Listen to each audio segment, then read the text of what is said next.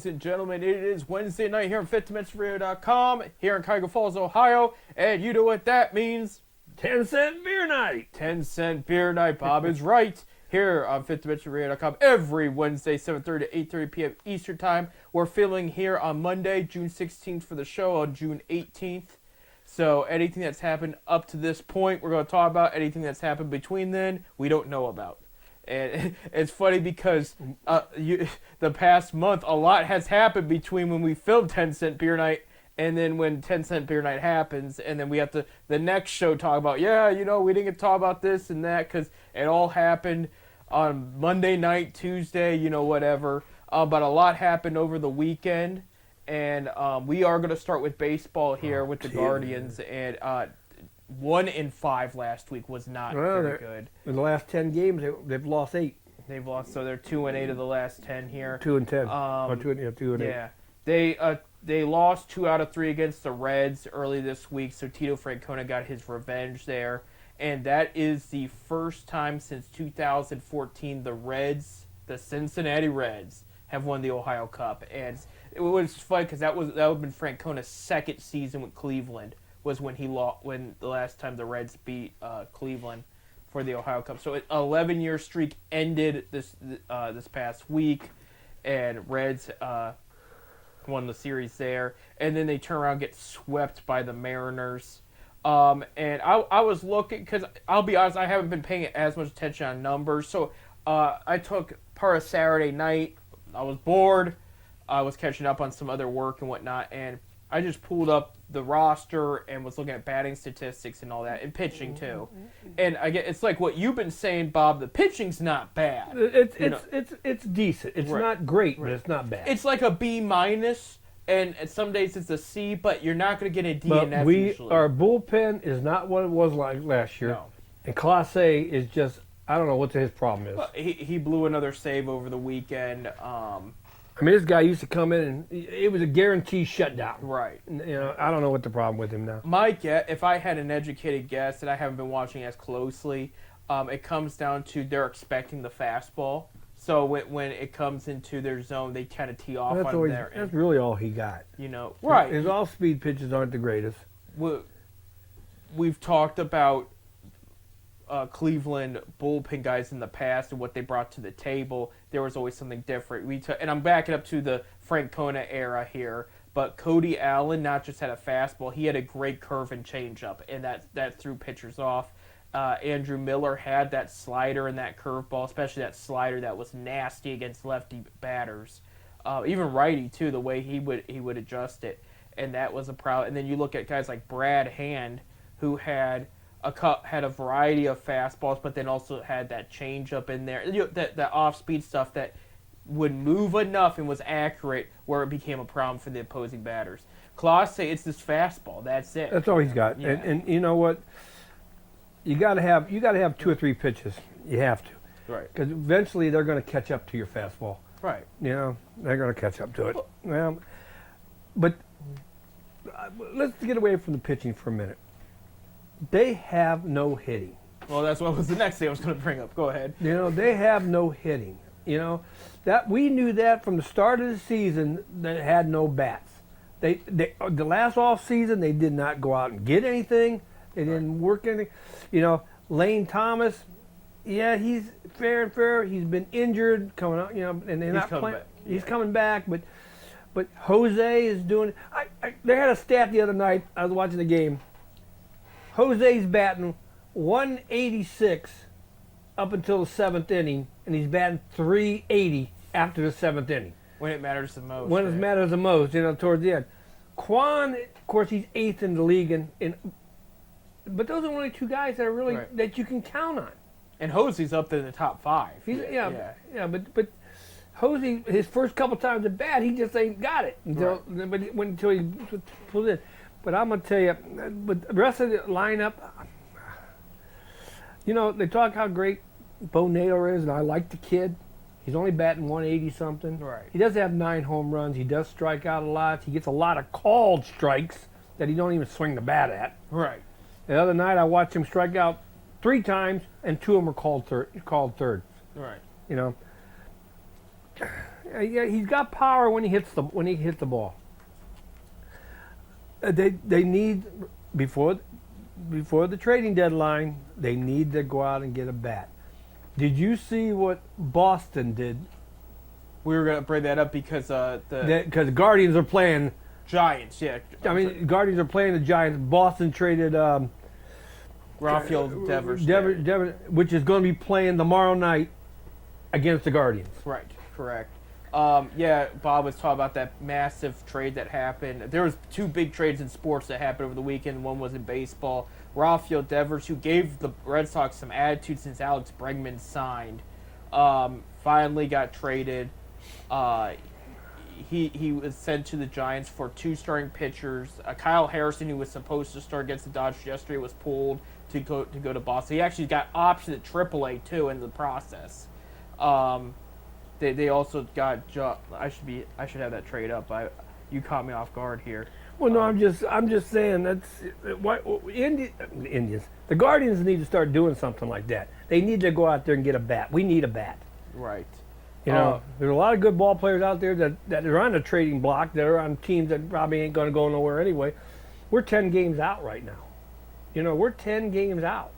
We're already got a third of the season's already gone. Right.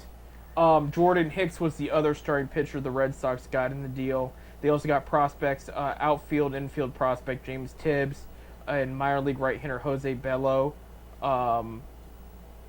in the deal.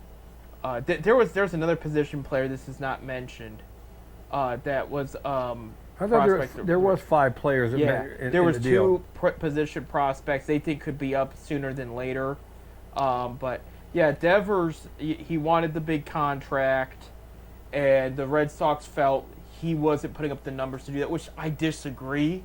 I disagree too. He's hitting 271 right now. That's low compared to what he normally does, and that's not bad.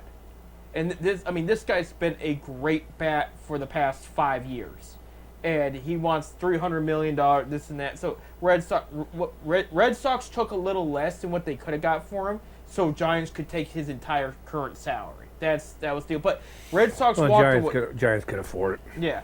Well, Red Sox got a good deal, and they got two reliable starting pitcher. One, and they needed pitching. Yeah, they need pitching. They needed pitching. I mean, I will say, Chris Sale's done very well. Actually, no, he's with Atlanta now. He's with Atlanta. But there was another Boston pitcher that's doing pretty well right now. I can't think of his name. Anyway, they need pitching. Yeah. Especially in that East Division. That's a rough division. Right. Exactly. The Yankees and Toronto and Baltimore. Right. Of course, Baltimore's struggling right now, but. And I know there are some people criticizing the position players they got. They said they got a potentially decent 7th or 8th guy in the line. Well, you need those guys, and if they are decent, if they are worthwhile, then they walked away with 2 good bats. They traded 1 really good bat for 2 good bats. At the end of the day, we need bats. I mean, we're gonna. We can't wait now. If we were 5 games out, I wouldn't worry. Right. We're 10 games out now. Right. The All-Star game's around the corner. They're already having the All-Star balloting now. Yeah. Which I think Jose and Quan, who you've mentioned, are going to make the cut. They'll be on it. Right. But to go into a little more detail about what you're saying, but I think my concern is, in the past when it came to Cleveland, some of it was, we got to let the prospects develop, and then they would develop into star players. Not all the time, but a lot of the time they would. Okay. If somebody didn't end up working out, there was somebody in Double or AAA ready to be called up that did work out, so that there was enough depth and backup there. And this is why I criticize so much about the Chris Antonetti and Mike Chernoff draft results, because now they're in a situation there's nobody there. Okay, break it down real quick. You mentioned Bo Naylor. He's struggling at the plate, and he was doing that in the minors too. He's a hell of a catcher. Yeah. I mean, he's a good catcher, good defensive catcher. But personally, in my opinion, I'd rather have heads behind the plate. For defense. For defensive purposes. Yeah. But that's where some of the problem lies. Is one, Bo was a first-round pick. Okay, just like his brother, who, by the way, his brother should have got the bigger contract in Cleveland and stayed. He's killing it in Arizona. He's not happy there because they're just not playing well. He did get a game-winning grand slam over the past week. There's rumor that the Diamondbacks are dangling his name in the trade block to see what they can get for him because Diamondbacks are not playing very well. They do need some other long-term pieces. He's on a contract year, and there are teams interested. Okay, because is Cleveland one of them? I don't think so because they trade him away. I think there was something more to that trade than. I think he may have been asking for a certain price, and they felt like he wasn't worth it. Well, I didn't care. I mean, he's a good ball player, but I wouldn't pay what he wanted. Personally, it depends what because he isn't. I think his bat has gotten better over time. Definitely. I mean, he's an all-star right now. He was an all-star last year. If I were to pick an all-star right now, I would say, would you pick him as the starting all-star first baseman? Probably not with Freddie Freeman there, but he would definitely be the first or second reserve easy on the National League All-Star team right now. But maybe we'll see him on television. Right. Look at some other number. Martinez, the center fielder, not bad. I'll be honest, Carlos Santana stepped it up compared to how he started. So that part's not that bad. But you have now a rotation at second base. Gabriel Arias, he had a good start, and now it's coming back down to earth. He's not swinging the bat very well at shortstop. And right now, there's nobody in the minors you could look and say that's going to be your long-term shortstop. We have nobody. It's bad. It's bad. There hasn't been a hole at shortstop we have seen since Jose filled in before they called up Lindor. And then Jose, of course, moves and whatnot. But before Jose, I mean, we had a rotation of shortstops in there. We might brought up, David Fry's trying to get back into the swing of things, so they're hoping he pans out. Problem with Austin Hedges you brought up is, great on defense. His bat is not very good. That's almost an automatic out. But he can throw runners out. Right. A lot better than Bo Naylor can. Right. So and the other, they know if once you learn the catcher and you know what kind of arm they got, they're going to be tempting more steals. Right. And I personally, if I think you're going to steal on me, I want Hedges behind the plate because I think Hedges will have a better chance of getting them out, stealing on him. But that's my opinion. But. Right. Mr. Christmas didn't his option down to AAA. He hasn't been working out there. He strikes out a lot. Yeah. When he hits the ball, it goes. A lot of people compared him to Franmil Reyes right now, just because of just the struggles and everything. And that was somebody that when he made contact with the ball, it was gone. Like they were hoping Franmil was going to be like a David Ortiz type player, and just the big guy that just launches out of the ballpark. That's the Guards' problem is they trusted too much in the system of missed draft picks, and that's why I keep telling people because I hear, well, it's baseball, there's different ways you build your team. Because a prime example is, all right, you have the Yankees with a huge salary cap. They're always competitive year in year out because they're spending money, but their minors are trash because they trade all those prospects away. Our minors are starting to get trashed. Yeah, exactly. It is because of these missed draft picks that I tell people all the time. In sports. So let's spend some money to the big league club, and we don't worry about the minor league Yankees do. We want a player, we'll just go out and buy him. Well, they have the money and they don't have the money at the same time. It's one of those things. Well, Cleveland is probably one of the lowest. Well, like I said, it's a small market team. Right. So they go by money. We don't make a lot of money.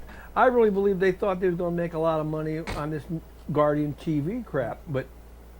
Ratings are solid, I heard, but I mean it's one of those things. But unless you got, Wi-Fi or whatever, most of the bars. I was down at the bar, not naming the name, last night.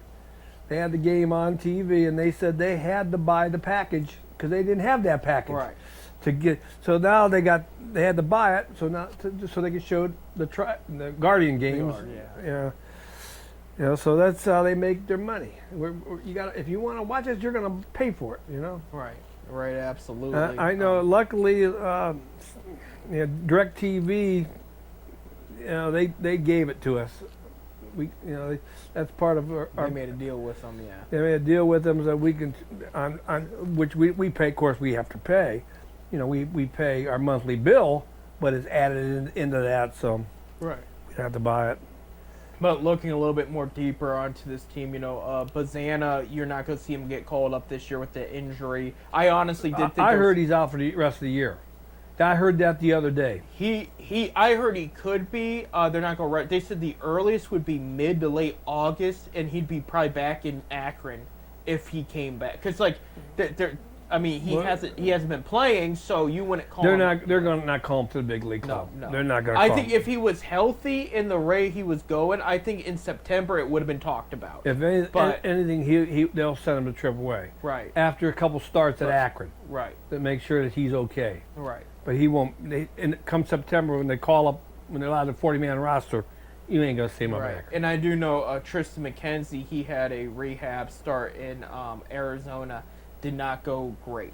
It was like 3 innings. I thought McKenzie's still with us? Yeah. I thought he was gone. He was designated for assignment, but he stayed. Yeah. So he's not on the 40-man roster. But yeah, he's doing some injury prep. He stayed because nobody wanted him. Because when you go designated. And again, that's another first-round pick. Designated for assignment, but he had a great. His start was good. He did a pretty good job. I always said if you put a little bit more meat on him, he'll throw a little better. He was a skinny kid. I was telling your brother because we went to the game a couple weeks ago. Yeah, I know. You always forget about me. No. You had to work. Remember? I did. Oh yeah, I did. And I wasn't when I worked for the Rubber Ducks as an intern to 18. That was when McKenzie was having his bounce back after all the surgeries and whatnot. And your brother's always joking about, I'm going to see the perfect game or the no-hitter today. I watched McKenzie take a no-hitter into the 7th inning twice down in Akron that year. Okay, he looked like in those games. I'm talking about the movement, the speed, and the accuracy, the command. He reminded me of Trevor Bauer when he was at his best. That's just it looked like Bauer was on the mound. Why don't we give Trevor another chance? I would say if Shane Bieber could turn things around and give Bauer another chance. I mean, if you're looking for a way, if you're the Guardians to make money and get guys to the ball, get more people to the ballpark and get them excited about something, that would probably do it. Where's he pitching? He's pitching in Mexico, ain't he? I think Mexican League. He may be in Japan now. There was something about that. I mean, give him another shot. And the person that falsely accused him of all those things just got charged with more money. I heard. Yeah, I heard. So I mean, like, he clearly was innocent in that whole thing, but I mean, he peed somebody off. Well, he peed Manfred off. That's what it was. I mean, he kept running his mouth about Manfred, but if it wasn't for Bauer, they would not have jumped and they would not have recognized in time what the Astros cheating scandal and all that was going on. Speaking of Manfred. I was watching a clip the other day on Bally Sports does the Reds for us here in this area. Yes. So you can watch the Red game. They was talking to Marty Brenneman, who was long-time announcer for the Reds, like Tom Hamilton was. Yeah. Is for the Indians, Guardians. They asked him, it says, how does it feel that Pete's finally gets a chance to get to because Marty Brenneman and Pete Rose were the best of buddies. He says, I'm glad for it, but I think Manfred screwed up and should have got him in there sooner, before he passed. And it's kind of funny that he did it right after he died. Right. So. Yeah, I agree. We got to take a break, though, on that note. We'll be back to baseball. We didn't quite finish what we were talking about there. But when we do come back and we talk about basketball after baseball, we're going to talk about the NBA Finals. And there was a big trade that happened over the weekend of basketball. And the Cavs are taking my advice for once. We'll talk about that and more. Stay tuned. Of course, they know you. No, they don't.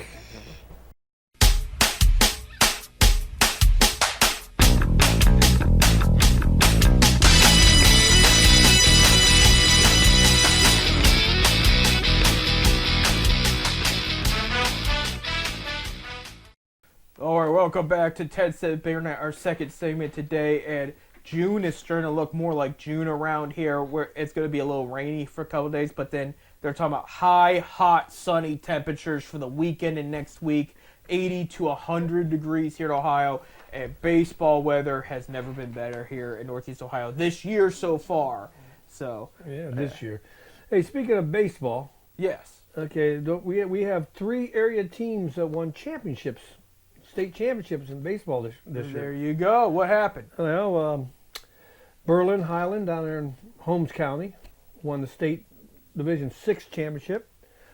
Waynedale over there in Waynesburg, Ohio, down in Worcester area, they won Division 5, and now I lost train of thought. And Lake Center Christian, though, they was in the state championship game in Division 7 and lost 5-4 to Berlin Highland. So those are our 3 teams that we had in it. So and a walk-off. It was tied 4-4 in the 7th inning. There you go. So congratulations to all the state champions. Absolutely, and I hope they remember the rest of their lives. Too bad about Lake Christian there. Not only do I live near there, I used to play against them back when I played high school sports.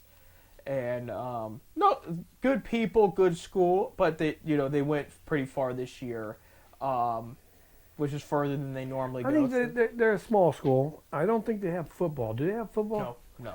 I know they have. This was the first year they had a bowling team, high school bowling. So there you go. I know they got basketball, volleyball, I played them in soccer. soccer. Yeah. It's a nice little school out there in Uniontown. Yeah, absolutely. Hartville. Well, it's Uniontown. Hartville don't start until you get to the Sheet Station on 619. Yeah, but it's right there, though. It's probably a Hartville mailing address. So yeah, Because it sits behind the Uniontown Police Station. There you go. Go look ahead for the Guardians. We were talking more about them. They are at San Francisco. As we're talking, they still will be part of that series after the show today too, and they're going up against Rafael Devers. They're off tonight. They're off tonight, but I mean, Tuesday, Wednesday, and Thursday in San when Francisco. the folks are listening, they're going to be in the middle of us. That's right. I'm sorry. I keep forgetting we're on tape delayed. Okay. Right. Well, what's nice is after the show's over, an hour later they can turn into the game because it's 9:45 our time. Will be the game, so they can listen to 10 Cent Beer Night here and then put on the game. We don't have to compete against the game for this one this week. So that's good. That's good. The weekend series they're going to play the Athletics. They should be able to win that one. A's are back to their normal terrible self. So, Oakland. Yeah. Oakland, Sacramento. Oakland. Wherever, yeah. Las Vegas. Tom Hamilton refuses to say Sacramento. No comment. Which is, in all fairness, if I was a live broadcaster, I'd probably say Oakland too right now. So if I was live broadcast, I was still saying Cleveland Indians. But hey, you might not be wrong. Give it another year or two. We'll find out soon. But we've talked about that before. Going into next week early, they'll be back home, and they're going to be against the Toronto Blue Jays for that first part of the week. That'll be up until our next 10 Cent Beer Night there. WKYC will carry Tuesday's show. Not Tuesday, not our show. No, Tuesday's game against the Blue Jays there. But that will be an interesting match because I think the Giants, who played the Dodgers overall well over the weekend, that's going to be a tough series. A's should be a series they should win, and then the Blue Jays, that one's going to be tough too. Going to our current standings right now in the American League Central, Tigers 46-27, the best record in the American League right now. I think maybe best record. They might have the best record of all baseball. They have the best record of all baseball. 46-27. 9 games behind them in second are the Twins, 36-35. 9.5. The Guardians, who are 500 at 35. Then you have the Royals at 34-38. White Sox 23-49. And you know Detroit, they're just winning. I mean, they're doing everything they can to win. I mean, except against the Reds over the weekend. Reds won that series. Well, Reds clobbered. Reds are starting to play some good ball. Yeah. Terry's got them going, man. They had a good week this past week, winning the series against Cleveland and Detroit for the past week. In the American League East, the Yankees are top 42-28. Second, the red hot Rays at 39-32. I mean, these guys. You want to talk about another team that's playing very well right now? It's the Rays. They've won 3 in a row, 7 of the past 10. I mean, they're beating good teams. They're just playing very well. They're getting some of their pitching back from injury. Because last year they were going in with a good starting 5, and then within 3 weeks of the season, it was the whole rotation was gone from injury. Now they're getting some guys back that they I'm gonna get his name right. The rookie third baseman they have, Caminero, Junior Caminero. I mean, if I were to put money on Rookie of the Year this year, he American League Rookie of the Year, he's gonna get it. He is playing out of his mind. He is playing very well. Blue Jays 38-33. Red Sox, who just trade Devers for some pitching and prospects, 37-36. And then Orioles 30-40. And Orioles are playing better. 6 of their last 10, and they've won 3 in a row there. So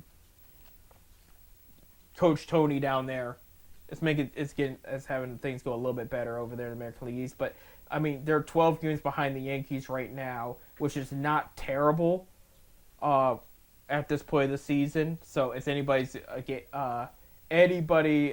can win in the American League East right now, I think. In the American League West, the Astros 41-30, 4.5 games behind them as Seattle 36-34, coming off a sweep of the Guardians. Rangers at 500 at 36. I thought they'd be a little bit better by now, but it is what it is. Angels 33-37, and then the A's 29-44. One of 2 teams in the American League that have not won 30 games yet. So there you go. At their last 10, Astros have won 8. Rangers have won 7. Astros have won 5 in a row. Rangers have won 4. Seattle, of course, have won 3 in a row, but that was all against Cleveland. In the National League East, the Mets 45-27, still playing very good ball. Phillies getting better and better, 42-29 at second place there. Braves, again, one of the more disappointing teams in the league, but they have now, they're now in third place. Last week they were in fourth, 31-39. Nationals are 30-41, and the Marlins at 28-41 right now. In the National League Central, things are starting to get a little bit tighter there. The Cubs, first 44-28. Brewers are 5.5 games behind them at 39-34. Both Cardinals and Reds now have winning records. Wasn't necessarily the case last week at 37-35. They're both 7 games behind. And then you have the Pirates at 29-44. There was a great meme that was up yesterday. Paul Skeens has some of the best pitching stats, but he only has 4 wins. Lefty Bryant, I can't think of his. I'd have to look at. It's a guy for the Diamondbacks, hard-throwing lefty they have, who was solid last year. He has one of the worst ERAs as a starting pitcher in the game, but he's got 8 wins. So he's that means they're giving him some run support. Yeah. I mean, Skeens has no run support. I mean, he's lost 1-0 games this year a couple times. I mean, it's been bad. I mean, he might be. The other guy might be. He's got 8 wins. What's his ERA? It's like 5 something. So they're getting 6 runs for every 5 that he gives up. Right. So I just thought it was funny to bring up there, but yeah. In the National League West, Dodgers are top 43-29, playing 500 ball the past month, but had a good week last week. Giants, who lost their series against the Dodgers over the weekend, 41-31, 2 games behind them. But again, Rafael Devers is now a San Francisco Giant, so that might change things up. And third are the San Diego Padres, still playing some pretty good ball, 39-31, 3.5 games back. 3 games, not 3.5, excuse me. Diamondbacks, 36-35, 6.5 games back. Actually, not in a bad position considering everything that's happened in the Diamondbacks the past couple weeks. Then you have the Rockies with 14 wins in 5th, the only team in the league that has not won 20 games yet. So, yeah, if we look at the wild card standings right now, if things ended today, Guards would not make the playoffs. They don't need to make the playoffs the way they're playing. Tigers, Yankees, Astros would win the division. Again, we're in June here, so things are a little early. But Rays, Blue Jays, and Mariners would be the wild card.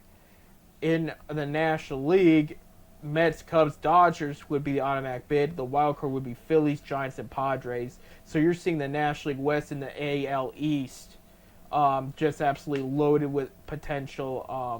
Well, that's what I'm saying. What happened last year with the Central AL Central? Yeah. You had 3 teams in AL Central make it. Right, exactly. 3 out of 5. And looking ahead, Guards would be 6 on that list, and Reds also would be 6 in the National League. So, it's still early. It's anybody's game. You don't know what kind of injuries or anything. God forbid any injuries happen, but. No, I do think Guards need to step it up before that they fall flat on their face. Because this is still, it might be June, but this is still a critical time of the season because you're not quite at All-Star break yet, but you want to have a good positioning going to All-Star break.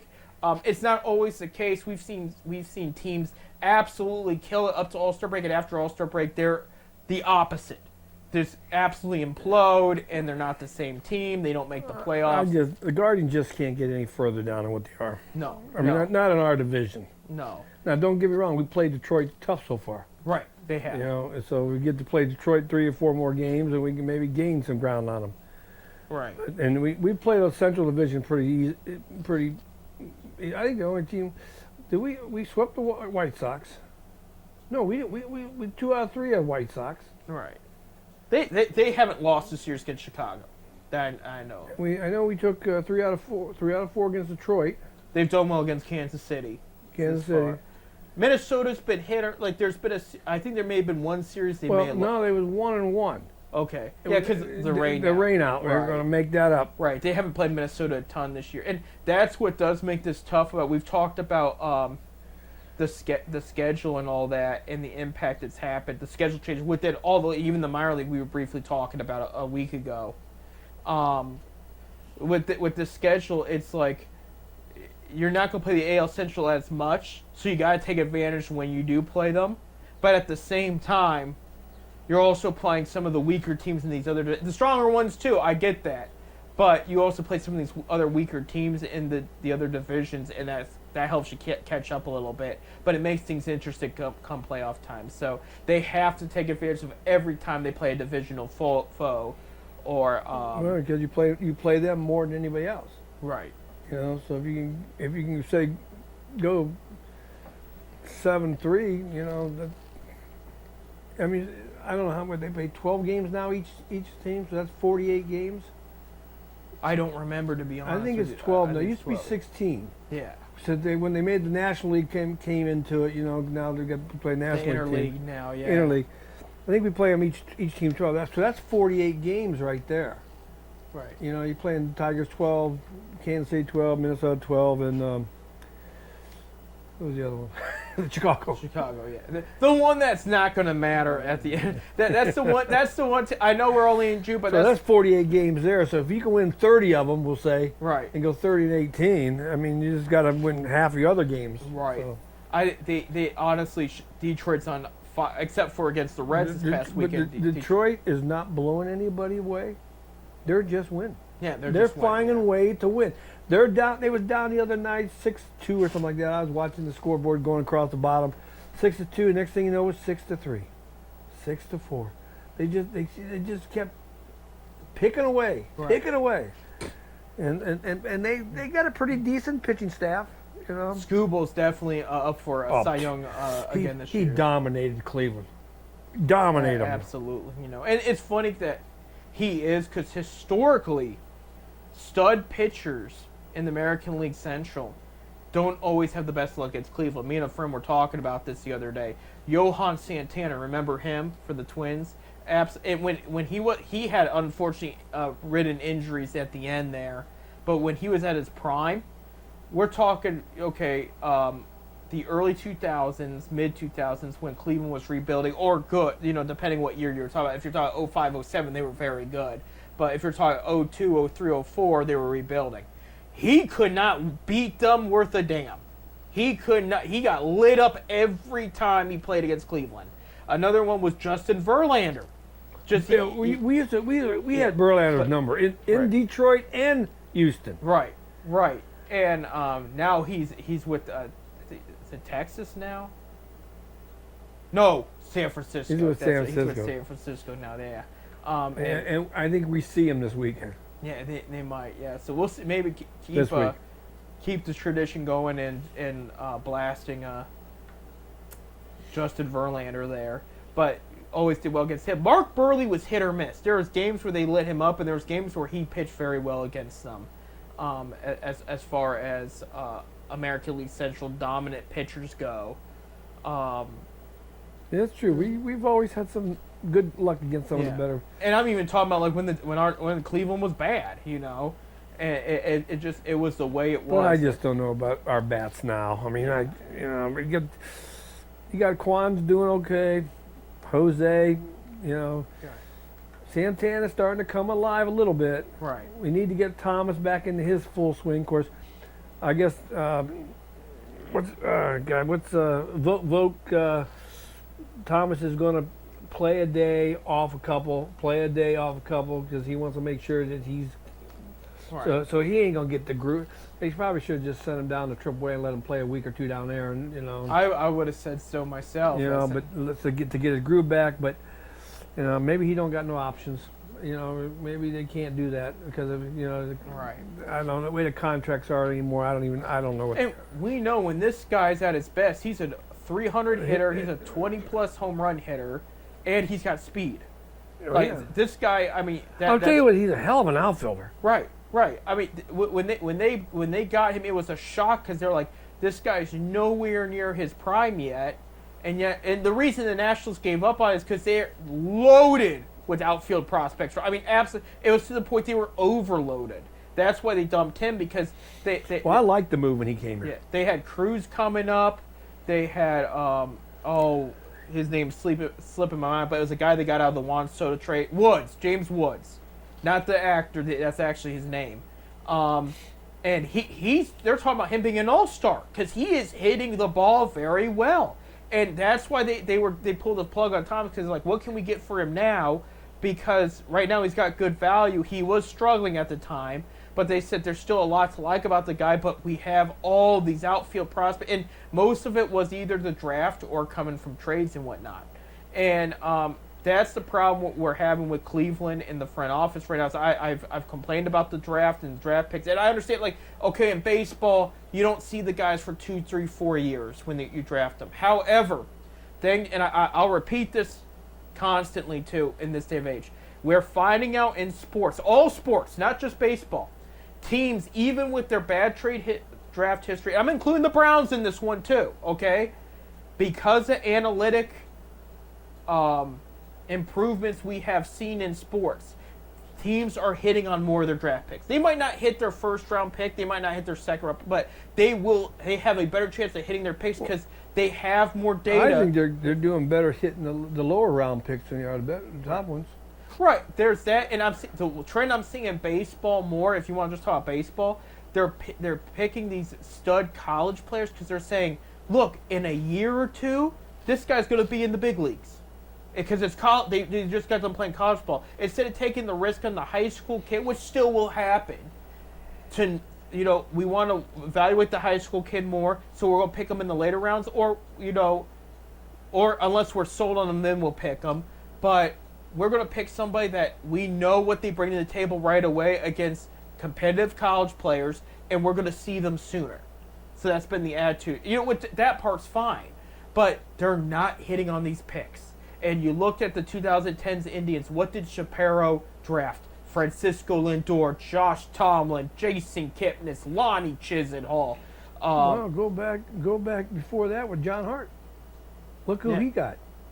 Manny Ramirez, Kenny Lofton, Jim Thome. Kenny Lofton was traded. Well, him and Sandy Alomar. And Omar Vizquel, all of them. And but the trades matter too. Still, he signed them for almost nothing. Right. He got them for nothing. Right, absolutely. And they all became. And he signed them for long term, and they was no offense screwed. Right. We got to take a break. When we come back, we'll talk basketball. We caught up on our baseball stuff. But, we're at that time of the year where baseball because the offseason of basketball will start after the finals here. So, all this and more, stay tuned.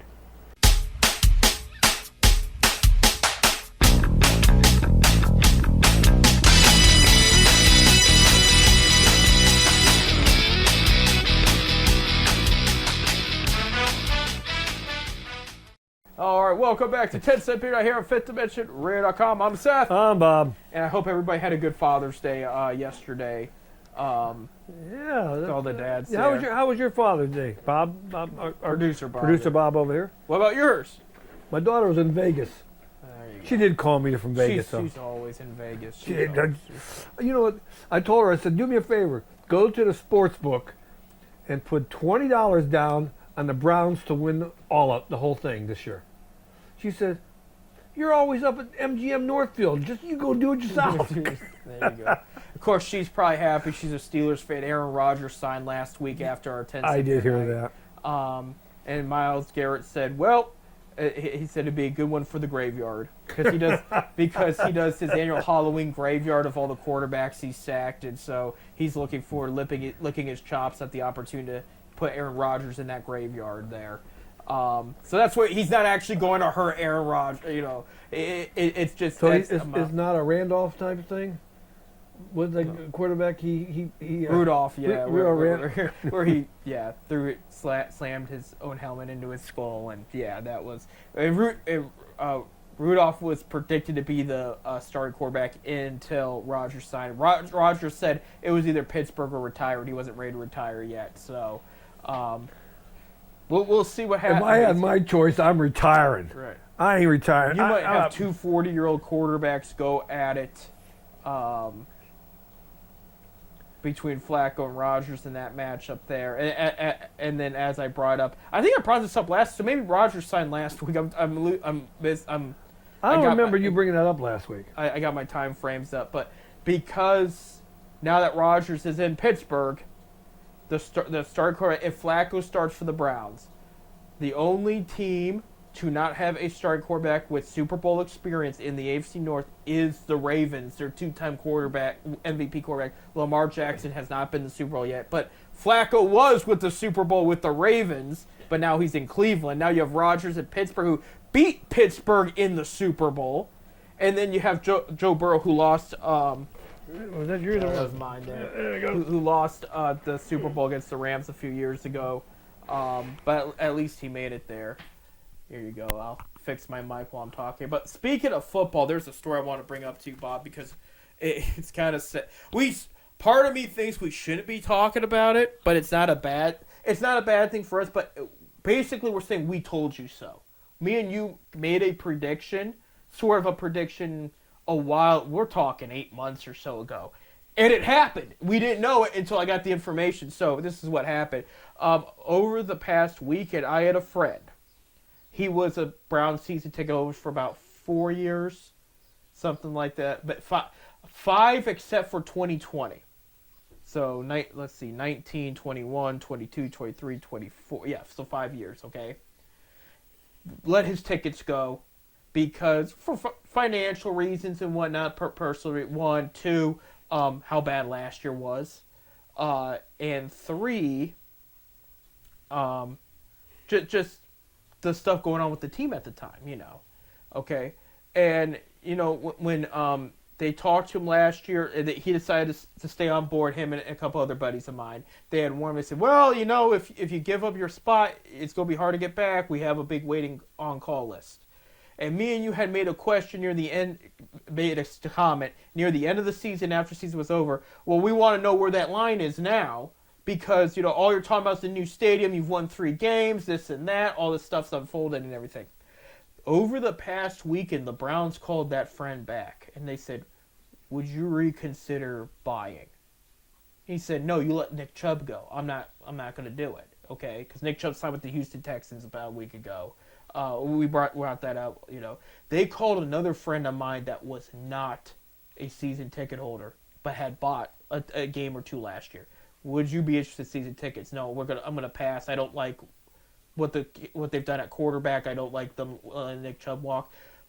We have enough information now, according to what that rep had told 2 of my friends now. That waiting list is gone. The waiting list for Brown season tickets has vanished. And this is what happens when you're not consistent, when you're not winning games, when right now you let the reincarnation of Jim Brown, and yes, when Nick Chubb was healthy and his best, he was very much like Jim Brown. Ask all the old Browns fans that sat there and watched Jim Brown in person back in the day all the time. You let the reincarnation of Jim Brown walk, and you have 5, yes, one still counts because he's eating up the most of the cap. You have 5 quarterbacks, including one guy that's getting paid the majority of the salary cap, and he doesn't even have half the heart for the city Nick Chubb had. And I think a lot of it, too, is the stadium being moved. Part of it is they have to do something about the stadium. I'll tell you, well, they can. Browns football is on the lakefront. It's always has been, and it should Right. always be. It's on the lakefront. We don't need it over by the airport. Don't need. I'm gonna tell you, I will never go to a game. Now I don't go to very many games. In No, you Cleveland. I go to usually an exhibition game here and there. Right. Can't ever tell you the last time I was at a regular season game in Cleveland. Right. First of all, I'm not a big, gigantic football fan. I do root for the Browns. Right, I like the right. Browns, but I'm not a big football fan per se. I like college football. I like to watch my Buckeyes and my Zips. Of course, the best one's the Zips, but Your favorite one, My not favorite the, one. not the best one. No. But as we're going up there and sitting there with a bunch of drunks and in the cold, I don't want to do it.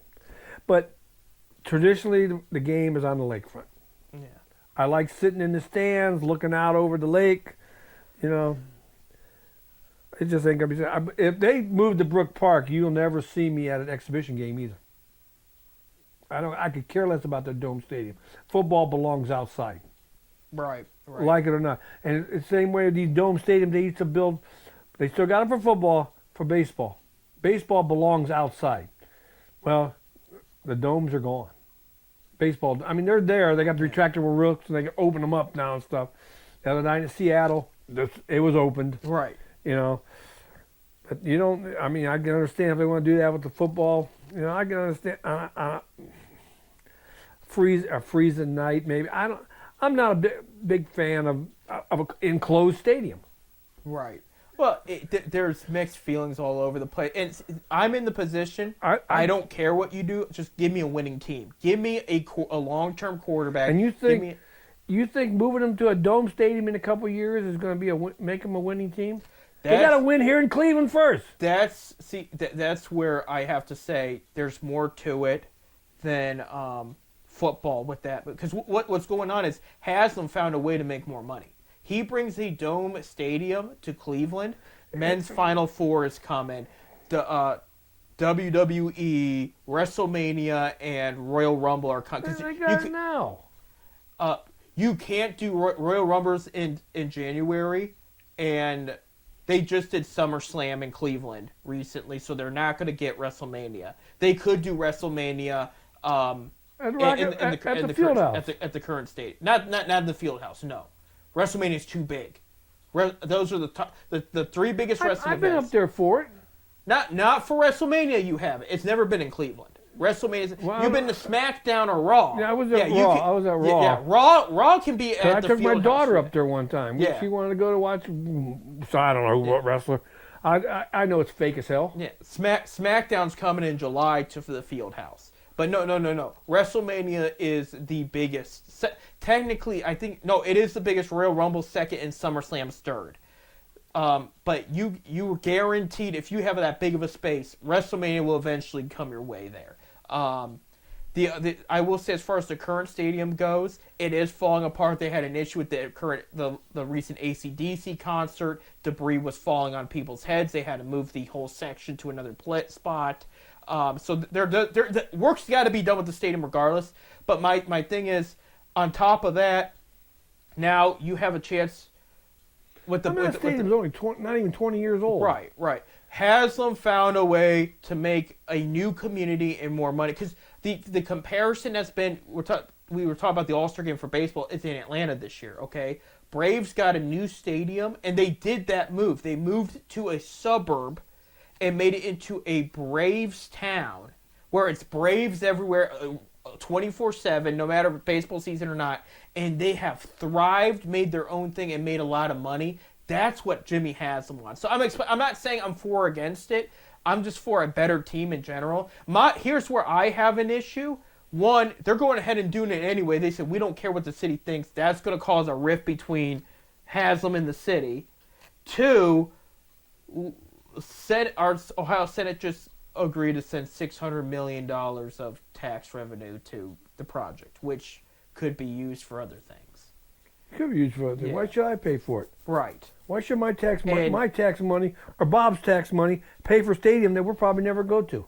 And I'm wondering if that was... it's sort of like, I'm going to go with like the Hall of Fame Village down in Canton, you know? The NFL does not own the Hall of Fame. Right. That's all private. Yet 1 week a year, NFL comes into town. They want this, they want that, they want the city to take care of everything. You're a multi-billion-dollar organization. Why ain't you putting the money into it? We're built. You want this beautiful, I don't know what you want to call this Hall of Fame village they're building there with the water park and the hotel and stuff. That's all being paid by the taxpayers of Canton, Right. and donations from organizations stuff. The NFL does not put a nickel into that place. And they're in the red right now. And because well, of- the water park right now has stopped because they ran out of money. right. It is an empty shell down there. Because I'm down there all the time. I work it. Right. You know, if the NFL wants this jewel, why ain't the NFL putting money into that? They just don't want to. I You know, agree with you, but they just That is not owned by the NFL. Those people they come in once a week. Only reason why the Hall of Fame is there because that's where the NFL was formed. right. Right. In a Hupmobile dealership on the exact same spot where that Hall of Fame is. Right. Absolutely there. You know, and I try to, you know, I live in Summit County. I think you live in Portage County. Yeah. Bob over there, he lives in Summit County. We had the council, Summit County council meeting, and I was there. I used to follow politics pretty heavy in Summit County. Yeah. I do a little. I used to anyway. I did a lot. I was at the meeting tonight that Summit County gave Stark County, where the Hall of Fame is, a bond for $10 million. Our money that we got roads that need fixed for that Hall of Fame. And I sat there and I asked one of our councilmen, our congressmen, or state representatives at that meeting, which I'm not going to name any names, but I know Bob knows who it is. I says, if the citizens of Summit County able to get into that Hall of Fame for nothing, I mean, you know, because it's going to help bring business to Summit County. How? How's it going to help bring business? When the Hall of Fame is going on, every hotel around the border is full. Right. So anyway, we gave supposedly a bond. Suppose they're supposed to pay it back someday. Yeah, well, I ain't gonna argue with it. But it was our tax money that we could use on our streets and stuff in Summit County. You know, we have nothing to do with that hall. Don't get me wrong. I love the Hall of Fame. I work down there a lot. It's a beautiful place. What they got done so far. It's the only thing Canton's got going on right now. You know, and it's a beautiful facility. But why don't the NFL, the multi-billion-dollar organization it is, give a couple $100 million to get that thing done? Right. Especially if they're going to dictate. They're going to come yearly. once a week. That they want the city to spend all their money for them. Right. That just irks me. Right. I'm sorry I'm bringing that up. You know, I overall agree, but I think my point, going back to when I first brought this up, I apologize. no, you're fine. You're fine. There's no waiting list for Browns tickets right now, and that is due to bad moves. I mean, they're sitting here thinking, all right, So I can get a box seat now for half price? I won't say jump the gun there, but you won't have to wait in line. You just one phone call would probably do it. I But- could. But this is a big deal because this is one of the most loyal fan bases, and you have successfully scared away an entire waiting list. I mean, there's something to be said for that. And I made the joke, and I'm not saying this is going to happen, but, you know, the guard situation is the guard situation. Haslam's probably sitting there pretty happy about the Shadur Sanders pick. And I'm rooting for him to work out. I'm not saying he is. He is putting the work, but he's a fifth-round pick getting all this hype, and they are making money from it, okay? Because he is one of the top jersey sales, and they're going to be hyping up through the spring training camp. And I said, wouldn't it be the funniest damn thing? The one team in Cleveland who is killing it right now, who has almost made every promise to their fans, has done their due diligence, the Cavaliers, to steal the thunder away from the Shadur Sanders and the guards. If somebody, let's say a move like, and I'm going to say it, I'm not saying it's going to happen, if a LeBron James were to come back, you can forget about having the hype if you're the Cleveland Browns then. You have no waiting list, and then the King comes back. I mean, all the attention would be dragged down to... The King's always been here. Just the other day, they was in downtown Akron. Oh yeah, about the King. They were waiting for they had a whole rally. For Anyway, while we're talking about it, happy birthday to the United States Army, 250 years. There you go. We only got a couple minutes left. Right now, as we speak, and there is a game tonight, so it's going to change. The finals are tied at 2 games each. It's getting heated there. Pacers have not lost back-to-back since March. So if the Thunder want to find a way to win this out, they're going to probably have to win back-to-back. They're going to have to because Pacers won Game 1. So if they go to Game 7, Pacers would probably be favored there. So it's been a good finals so far. It's been very physical. I know you took the Thunder and I took the Pacers in our picks. So there you go. We're tied, man. Right. They're back at OKC tonight. So it's going to be interesting. So OKC, Indiana, and if necessary, OKC will have Game 7 there. So we'll find out who wins it tonight. Indiana won the last game. No. Thunder won the last game. But Indiana led most of the game. Yeah, they came back. Yeah, they stormed back there. They won in Indiana, so they each have won at each other's place too. So that makes things a little closer there. Big trade happened yesterday morning. Orlando Magic sent Kadarius Caldwell-Pope, the veteran shooting guard who won a championship with LeBron in L.A. Cole Anthony, a point guard that was drafted by Magic a few years ago, and 4 first-round picks. That includes 2 first-round swaps to the Memphis Grizzlies for Desmond Bane. Okay, Bane is one of the better scoring shooting guards in the game. People are a little confused at the deal because they gave up a lot. They gave up more than what the Cavs gave up for Mitchell to get Desmond Bane. And I got mixed feelings about the trade. I think Bane is a great scoring guard, but he's hurt a lot. I don't know if this was worth the price that they paid for, but that's the deal there. So Magic have made their big move of the summer. I don't think they're going to be making another one, but that's going to impact the East. But I think the Magic got somewhat better, but I'm not going to put them, because this guy's hurt a lot. I cannot stress, this guy's hurt a lot. When he plays, he's a 30-point scorer. No joke. But it's if he plays not so. And then last but not least, I had made a comment when the Cavs were eliminated about what they should do in the offseason. And this is official, coming from a multimedia source. It says, Dean Wade and Isaac Okoro are on the trading block, and they have had multiple discussions about both players. Well, my season tickets are done. Well, you didn't have any because of the Dean Wade thing. But I said those are the 2 players that if they consider trade anyone, they should consider trade. And they are saying Dean Wade was the most reliable guy to come off that bench. That's the problem. He wasn't. It wasn't. There's been limited interest in Isaac Okoro, but there has been some feelers out there. So. They are looking to unload their entire contract for next to nothing. It sounds like maybe a second-round picks. Now I got to change my team and root for the Pacers because of Ricky Freeman. He's getting over dramatic over here. But so we'll find out more.